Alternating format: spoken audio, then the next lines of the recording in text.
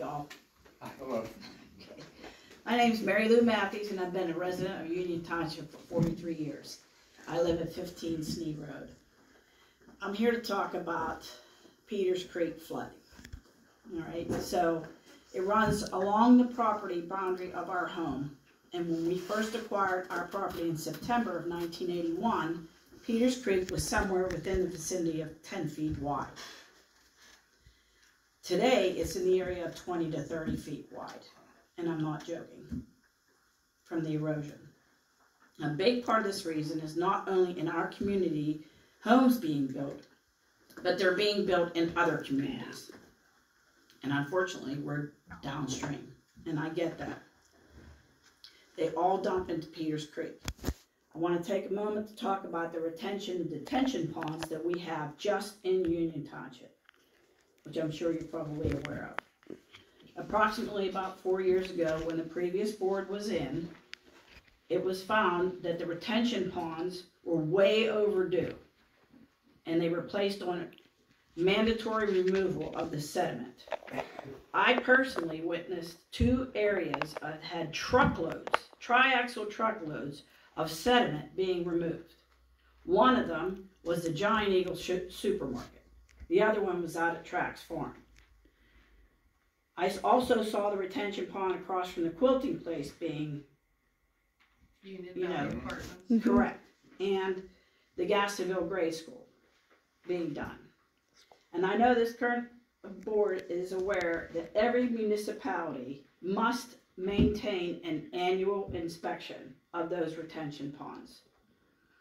And it's in the DEP, it's part of our, right in our rules, that if the pond is 50% full, it has to be taken out again, and the people who have it are responsible for that. But as a board, we need to place that onto them. It's not the Union Township, it's whoever owns that. And just for an example, if you look at the retention pond at Gastonville Grade School, which is what comes down from the Roberts Plan and all that, if you look at that pipe, it's halfway full of sediment. There's a tree growing out of the middle of it. Lots of them. I mean, we have to enforce these codes. I understand we might not have, but this has to be done because the people that are at the end are the people that are paying the price. Okay? The banks of our creek are so eroded now that it threatens the access of our driveway. And I know the township was working on the storm drains. I know that that's a serious problem, but the lack of maintenance in these retention and detention ponds are being pushed aside, and it can't happen because it's eroding our homes. And I'm sorry, do we have a list of those ponds in the town? We do actually, TJ and I went over those about a month ago, but we actually did just mention, I know it sounds crazy, but in our, earlier today, it was mentioned by TJ about a water issue behind that school and that retention pond, actually. Yes. I mean, when this was previously done 4 years ago, the creek was able to withstand these storms. Now, I know we had like the 3 or 4 inches of rain. I get that.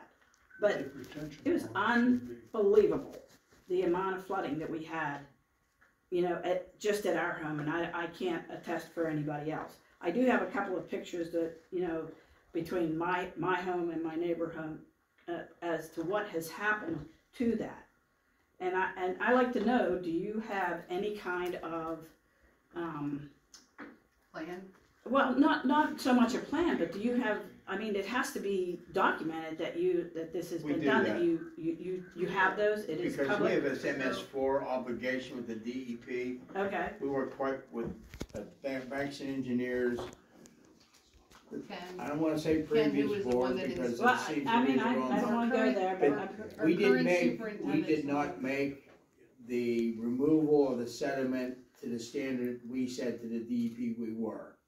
So we've been working with banks and engineers to recover and clean more things out so we can meet that threshold.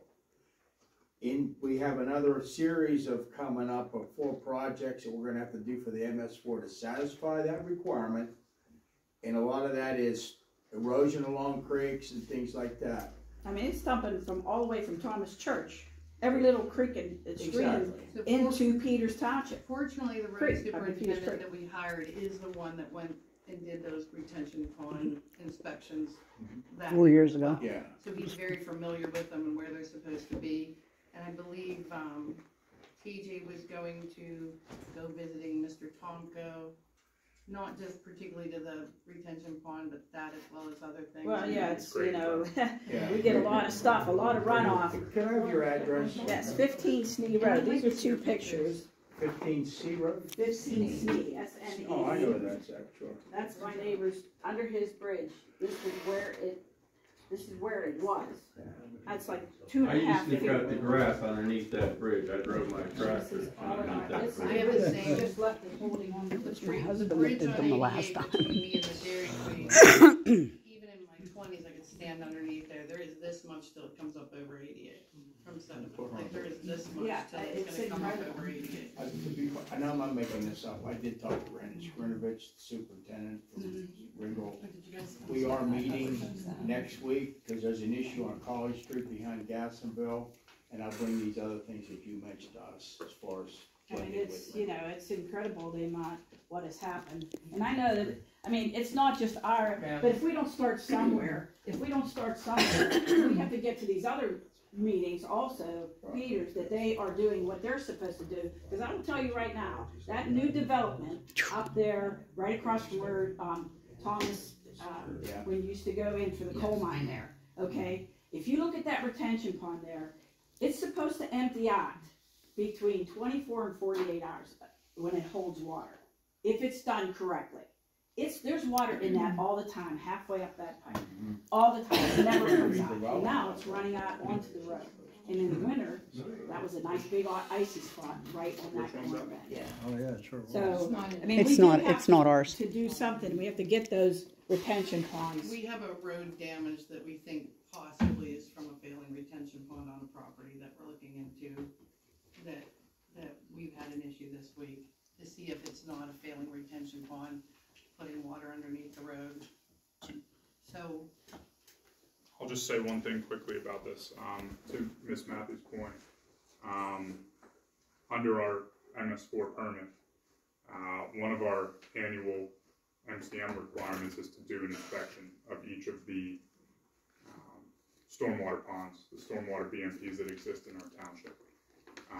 And furthermore, under that permit, the township is authorized, as they did in 2019, I believe 2019 was the last time that they followed through with that, but the township is authorized to contact each of those landowners that owns a stormwater BMP in our township and mandate that they perform the necessary maintenance to ensure that it operates correctly. So we had a long list of MS4 items that needed to get done in a short period of time last year, and we did do an inspection of all of the facilities that we were aware of.